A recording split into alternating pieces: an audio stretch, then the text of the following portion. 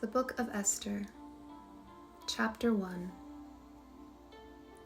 This is what happened in the days of Ahasuerus, the Ahasuerus who reigned over 127 provinces from India to Ethiopia. At that time, King Ahasuerus sat on his royal throne in the castle in Shushan. In the 3rd year of his reign, he gave a banquet for all his princes and his servants. The military leaders of Persia and Media, plus the nobles and officials of the provinces, were present.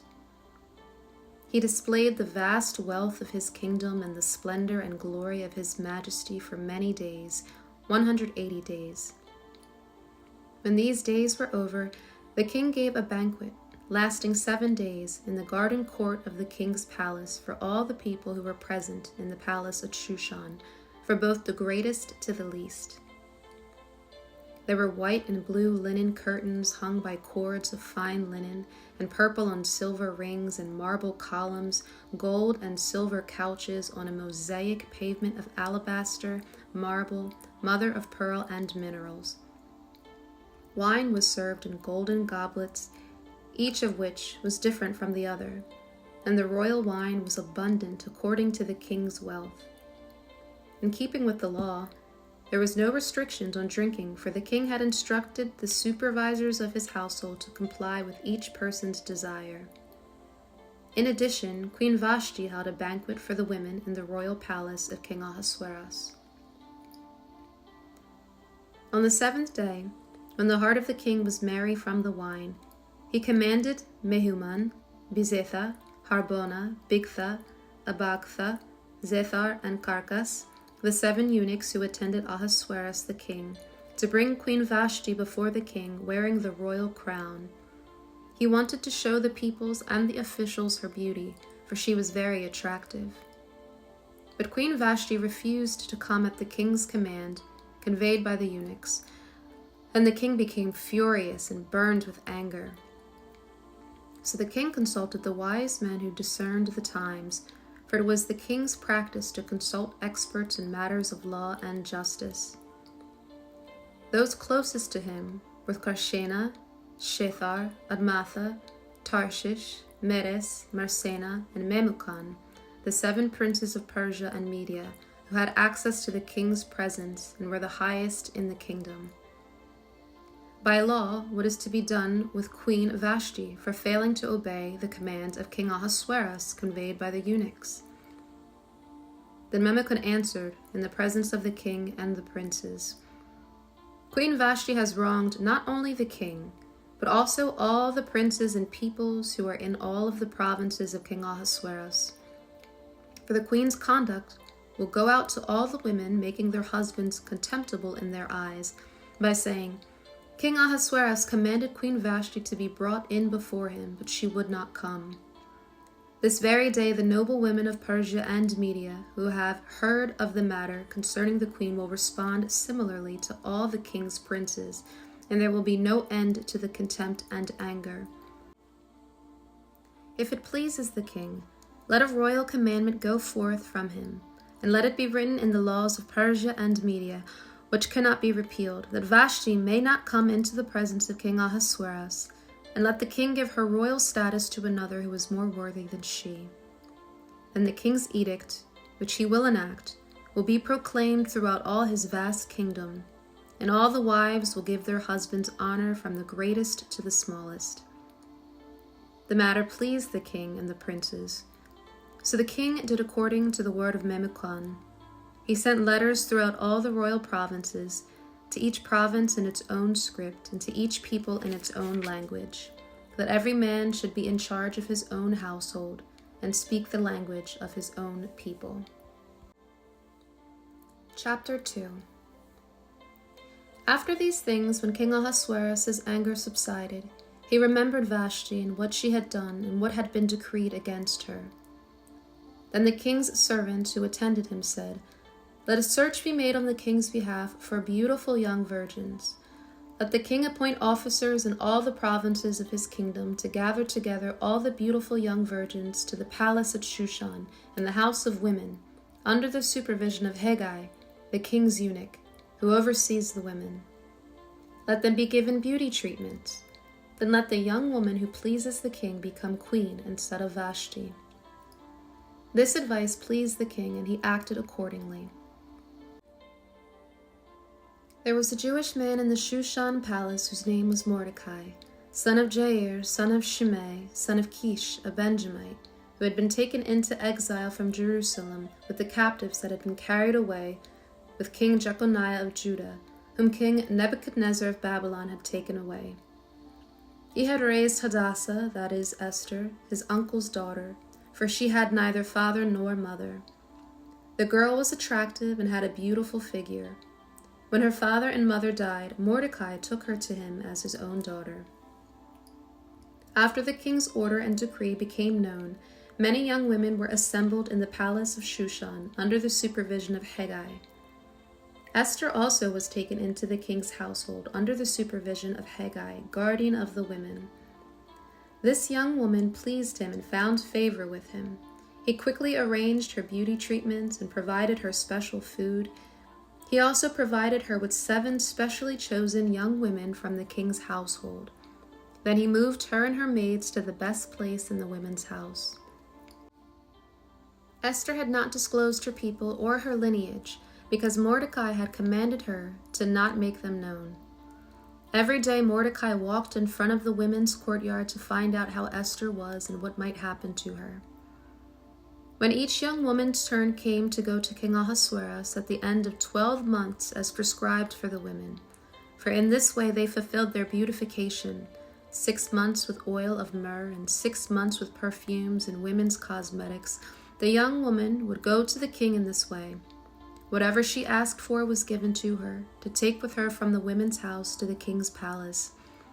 In the evening she would go, and in the morning she would return to the second women's house, under the supervision of Shaashgaz, the king's eunuch, guardian of the concubines. She would not go back to the king unless the king was pleased with her and summoned her by name. When the turn came for Esther, the daughter of Abihail, the uncle of Mordecai, who had taken her as his daughter, to go to the king, she did not ask for anything except what Hegai, the king's eunuch, the guardian of the women, advised. And Esther won favor in the eyes of all who saw her. Then Esther was taken to King Ahasuerus at his royal house in the 10th month, which is the month Tevet, in the 7th year of his reign. Now the king loved Esther more than all the other women, and she won his grace and favor more than all the other virgins. So he placed the royal crown upon her head and made her queen instead of Vashti. Then the king gave a great banquet, Esther's banquet, for all his princes and servants. He proclaimed a holiday for the provinces and distributed gifts in keeping with the king's wealth. When the virgins were assembled a second time, Mordecai was sitting in the king's gate. Esther had not yet made known her lineage of her people, just as Mordecai had told her.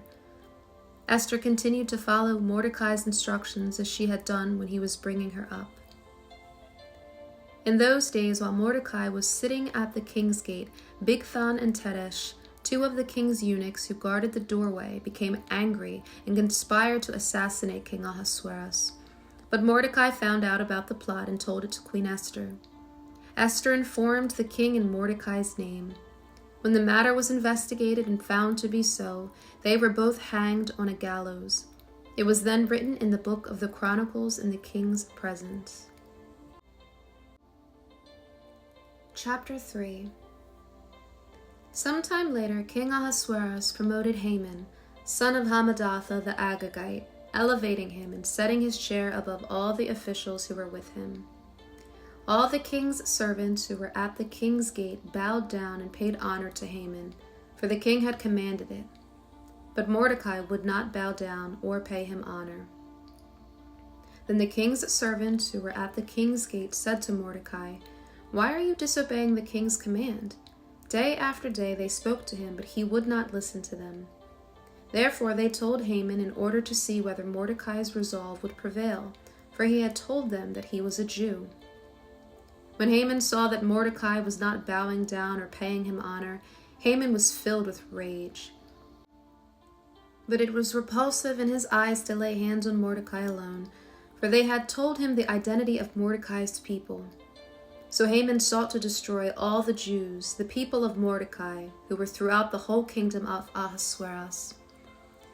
In the first month, that is the month of Nisan, in the 12th year of King Ahasuerus, they cast the pur, that is the lot, in the presence of Haman from day to day and month to month, up to the 12th month, which is the month of Adar. Haman then said to King Ahasuerus, "There is a certain people scattered and dispersed among the peoples in all the provinces of your kingdom, whose laws differ from those of every other people, and who do not obey the king's laws. It is not in the king's interest to tolerate them. If it pleases the king, let an edict be written to destroy them. I will pay 10,000 talents of silver into the hands of those who carry out this business, to put it into the king's treasuries." The king took his signet ring from his hand and gave it to Haman, son of Hammedatha the Agagite, enemy of the Jews. The king said to Haman, "The silver and the people are yours, to do with them as you please." The king's scribes were summoned in the first month on the 13th day, and an edict was written as Haman had commanded. Everything Haman commanded was written to the king's provincial governors, and to the officials who were in every province, and to the officials of every people, province by province, according to its script, and people by people, according to its language. It was written in the name of King Ahasuerus and sealed with the king's ring. Dispatches were sent by couriers into all the king's provinces, stating to destroy, slay, and annihilate all the Jews, from the youth to the elderly, both little children and women, on a single day, the 13th day of the 12th month, the month of Adar, and to plunder their possessions. A copy of the edict was to be issued as law in every province and made known to all people, so that they would be ready for that day. The couriers went out hurriedly with the king's command, and the edict was issued in the palace in Shushan. The king and Haman then sat down to drink, but the city of Shushan was dumbfounded. Chapter 4. When Mordecai learned all that was done, he tore his clothes, put on sackcloth and ashes, and went out into the middle of the city, crying out in a loud and bitter voice. He went only as far as the king's gate, because no one could enter the king's gate clothed in sackcloth. In each and every province where the king's edict and law came, there was great mourning among the Jews, with fasting, weeping, and wailing. Many put on sackcloth and ashes. When Esther's maids and eunuchs came and told her, the queen was greatly distressed. She sent clothes for Mordecai to put on, so he would remove his sackcloth, but he refused. So Esther summoned Hathach, one of the king's eunuchs, whom he had appointed to attend her, and ordered him to go to Mordecai to find the cause and reason for this. So Hathach went out to Mordecai in the city square in front of the king's gate. Mordecai told him everything that had happened to him, even the exact amount of money that Haman had promised to pay to the king's treasuries for the destruction of the Jews. He also gave him a written copy of the decree, which had been distributed in Shushan for their annihilation, to show to Esther and to explain it to her. He instructed her to go into the king to beg his favor and plead before him on behalf of her people. Hathach went back and reported to Esther what Mordecai had said. Then Esther spoke to Hathach and gave him instructions from Mordecai. All the king's servants and the people of the king's provinces fully understand that for anyone, man or woman, who approaches the king in the inner courtyard without being summoned, he has one law, that he be put to death, unless the king extends his golden scepter permitting him to live. But I have not been summoned to come to the king for 30 days. So they conveyed Esther's words to Mordecai.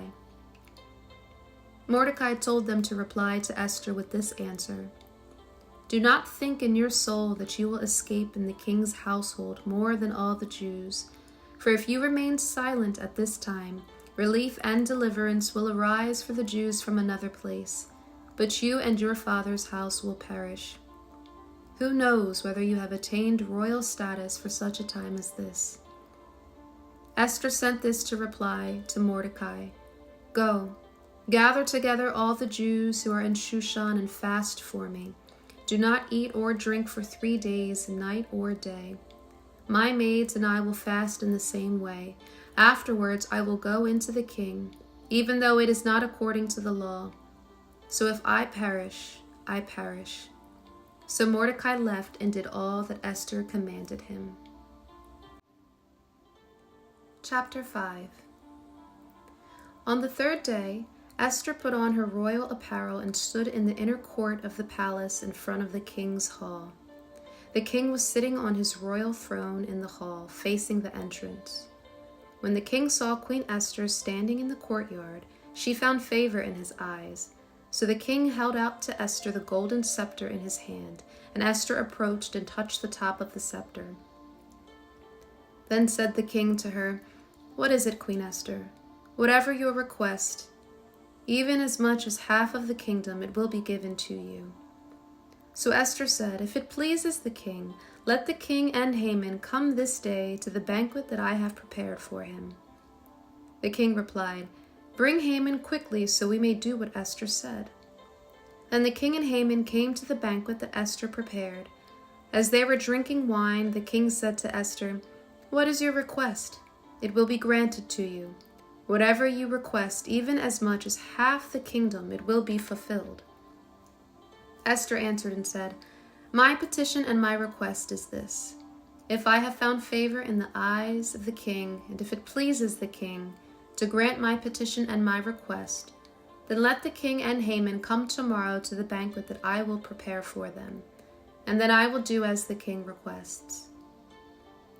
Haman went out that day happy and in good spirits.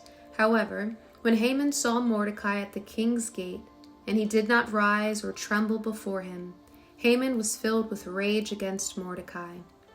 Nevertheless, Haman restrained himself and went home. He sent for his friends and his wife Zeresh.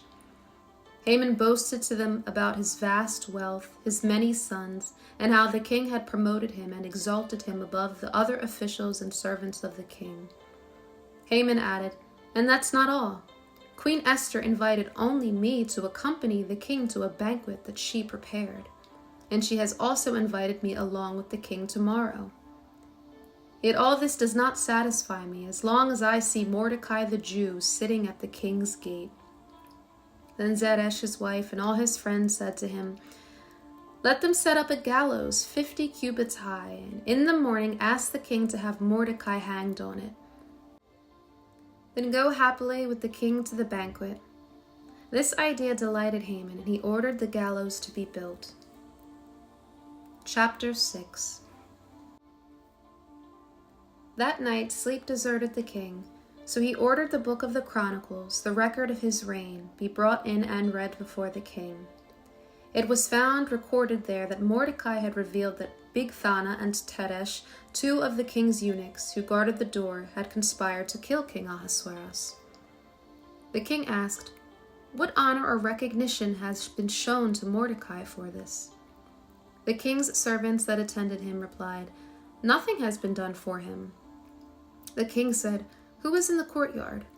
Now Haman had just come into the outer court of the king's palace to speak to the king about hanging Mordecai on the gallows that he had prepared for him. The king's servants answered, "Haman is standing in the courtyard." The king said, "Let him come in." When Haman entered, the king asked him, "What should be done for a man whom the king desires to honor?" Now Haman thought to himself, "Whom would the king desire to honor rather than me?" So Haman replied, "For the man whom the king desires to honor, let them bring a royal robe that the king has worn, and a horse on which the king has ridden, one with the royal crest placed on his head. Then let the robe and the horse be placed into the hand of one of the king's most noble princes. Let them clothe the man whom the king desires to honor and parade him on horseback through the city's streets, proclaiming, 'This is what is done for a man the king desires to honor.'" The king said to Haman, "Go quickly, take the robe and the horse, just as you have suggested, for Mordecai the Jew, who sits at the king's gate. Do not neglect anything that you recommended." So Haman took the robe and the horse, robed Mordecai, and paraded him through the city's streets, proclaiming, "This is what is done for the man whom the king desires to honor." Afterwards, Mordecai then returned to the king's gate. But Haman rushed to his home, grief-stricken and with his head covered. Haman recounted to his wife Zeresh and all his friends everything that had happened to him. His advisers and his wife Zeresh said to him, "Since Mordecai, before whom you have begun your downfall, is of Jewish descent, you won't be able to stand against him. In fact, you will certainly fall before him." While they were still talking with him, the king's eunuchs came and hurried Haman along to the banquet Esther had prepared. Chapter 7. So the king and Haman came to dine with Queen Esther, and as they were drinking wine on the second day, the king asked Esther again, "Whatever you request, even as much as half of the kingdom, it will be given to you." So Queen Esther answered, "If I have found favor in the eyes of the king, and if it pleases the king, grant me my life. This is my petition. And spare the life of my people. This is my request. For we have been sold, I and my people, for destruction, slaughter, and annihilation. If we had simply been sold as male and female slaves, I would have remained silent, for such distress would not be worth disturbing the king." King Ahasuerus responded to Queen Esther, "Who is he? Where is the man that presumed to do this?" Esther replied, "The man, the adversary and foe, is the wicked Haman." Then Haman was terrified before the king and queen. Enraged, the king got up from the banquet of wine and withdrew to the palace garden. But Haman stayed behind to plead with Queen Esther for his life, for he realized that the king had determined a catastrophic end for him. When the king returned from the palace garden to the banquet hall, Haman was falling on the same couch where Esther was. The king exclaimed, "Will he also assault the queen while she is with me in the palace?" As soon as these words came out of the king's mouth, they covered Haman's face. Harbona, one of the eunuchs attending the king, said, "Look, a gallows 50 cubits high is standing next to Haman's house. Haman himself made it for Mordecai, who spoke good on behalf of the king." The king said, "Hang him on it." So they hanged Haman on the gallows that he had prepared for Mordecai. Then the king's rage subsided. Chapter 8. That same day, King Ahasuerus gave Queen Esther the estate of Haman, the enemy of the Jews. Then Mordecai came into the presence of the king, for Esther had revealed how he was related to her. The king took off his signet ring, which he had taken back from Haman, and gave it to Mordecai. Esther then appointed Mordecai over Haman's estate. Esther again pleaded with the king, falling at his feet and weeping.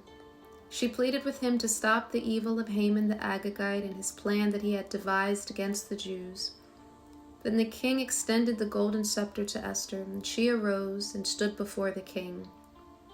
She said, "If it pleases the king, and if I have found favor before him, and it seems right to the king, and if I am pleasing in his eyes, let an edict be written rescinding the dispatches devised by Haman, the son of Hammedatha the Agagite, which he wrote to destroy the Jews who are throughout the king's provinces. For how can I endure seeing the disaster that will fall on my people? How can I bear to see the destruction of my relatives?" King Ahasuerus said to Queen Esther and Mordecai the Jew, "I have decided to give Haman's estate to Esther and had him hanged on the gallows, because he stretched out his hand against the Jews. Now write in the king's name on behalf of the Jews what seems good to you and seal it with the king's signet ring. For a decree that is written in the king's name and sealed with the king's ring cannot be revoked." So the king's scribes were called at that time, on the 23rd day of the 3rd month, the month of Sivan. It was written according to all that Mordecai commanded to all the Jews, as well as to the officials, governors, and advisors of all the 127 provinces that stretch from India to Ethiopia. To each province it was written in its own script and in its own language, and also to the Jews in their own writing and language. This decree was written in the name of King Ahasuerus, sealed with the king's ring, and sent on horseback by couriers who rode on the king's horses, specially bred for their speed. The king granted the right for Jews in every city to assemble themselves and to protect themselves, to destroy, kill, and annihilate any army of any people or province that might attack them and their women and children, and to plunder their possessions. The day appointed for this in all the provinces of King Ahasuerus was the 13th day of the 12th month, the month Adar. A copy of the written edict was distributed to every province and made known to the peoples of every nationality, so that the Jews would be ready on that day to avenge themselves on their enemies. The couriers that rode royal horses raced out, pressed on by the king's command. The decree was also given out at the palace at Shushan. Then Mordecai went out from the king's presence in blue and white royal robes, with a large gold crown and also a purple robe of fine linen. The city of Shushan shouted and rejoiced, for the Jews there was light and gladness, joy and honor.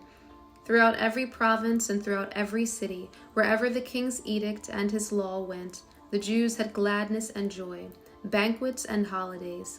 Many peoples of the land became Jews because the fear of the Jews had overcome them. Chapter 9. Consequently, on the 13th day of the 12th month, that is the month Adar, the king's edict and his law drew near to be carried out. On that day the enemies of the Jews had hoped to overpower them, but contrary to expectations, the Jews gained the upper hand over those that hated them. Jews assembled in their cities throughout all the provinces of King Ahasuerus in order to lay hands on those seeking their harm. No one was able to stand against them, for fear of them had fallen on all the peoples.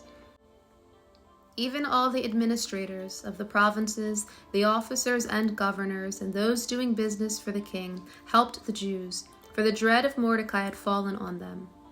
Mordecai was prominent at the palace, and his fame spread throughout all the provinces. The man Mordecai was growing ever more powerful. The Jews struck down all their enemies with the sword, killing and destroying, and they did whatever they wished to those who hated them. In the citadel at Shushan, the Jews killed and destroyed 500 people, including Parshandatha, Dalphon, Aspatha, Paratha, Adalia, Aridatha, Parmashtha, Arise, Aride, and Vaesatha, the 10 sons of Haman, the sons of Hamadatha, the enemy of the Jews. They slew them, but did not lay their hands on the plunder. On that day the number of those that were killed in the citadel at Shushan was brought to the king's attention. Then the king said to Queen Esther, "The Jews have killed and destroyed 500 men in the citadel of Shushan, including Haman's 10 sons. What have they done in the rest of the king's provinces? Now, what is your request? It shall be granted to you. What other petition do you have? It shall be done." "If it pleases the king," Esther said, "let the Jews in Shushan be allowed to carry out today's edict tomorrow also, and let Haman's 10 sons be hanged on the gallows." The king commanded that this be done. A decree was issued in Shushan, and they hanged Haman's 10 sons.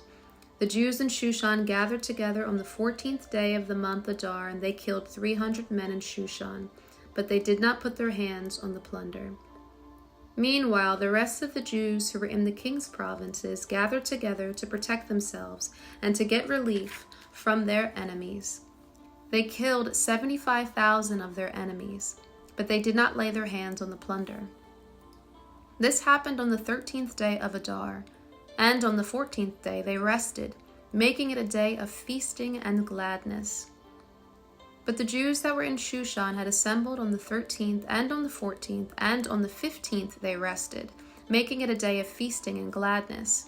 That is why the rural Jews, those living in unwalled villages, make the 14th day of the month Adar a day of gladness and of feasting, a day of sending presents of food to one another. Mordecai recorded these events and sent letters to all the Jews throughout the provinces of King Ahasuerus, both near and far, urging them to celebrate the 14th and 15th days of Adar every year as the days when the Jews got relief from their enemies, and as the month when their sorrow was turned into joy and their mourning into celebration. These were to be days of feasting, celebration, and sending presents of food to one another and giving gifts to the poor. So the Jews agreed to continue the commemoration they had begun and do what Mordecai had written to them. For Haman, son of Hammedatha the Agagite, the enemy of all the Jews, had schemed against the Jews to destroy them and had cast the pur, that is, the lot, to ruin and destroy them. But when it came to the king's attention, he issued a written edict that the wicked scheme Haman had devised against the Jews should come back on his own head, and that he and his sons should be hanged on the gallows. For this reason, these days were called Purim, from the word pur. Therefore, because of everything in this letter, and because of what they had seen and what had happened to them, the Jews established and took upon themselves, upon their descendants, and upon all who joined with them, that they would commemorate these 2 days in the way prescribed and at the appointed time every year. These days should be remembered and observed in every generation by every family and in every province and every city. These days of Purim should not fail from among the Jews, nor their remembrance perish from their descendants. The Queen Esther, the daughter of Abihail, and also Mordecai the Jew, wrote with full authority to confirm this second letter of Purim. He sent letters to all the Jews in the 127 provinces of the kingdom of Ahasuerus with words of shalom and truth, to establish these days of Purim at their designated times, just as Mordecai the Jew and Queen Esther had decreed for them, and just as they had established for themselves and their descendants matters regarding their times of fasting and lamentations. Esther's command confirmed these regulations about Purim, and it was written into the records. Chapter 10. Now King Ahasuerus imposed a tribute upon the entire land, even to the coastlands of the sea. All the acts of his power and might, along with the full account of the greatness of Mordecai and the story of how the king promoted him, are they not written in the book of the Chronicles of the kings of Media and Persia? For Mordecai the Jew was second only to King Ahasuerus, preeminent among the Jews, and held in high esteem by the multitude of his people. He sought their good and spoke for the welfare of his descendants.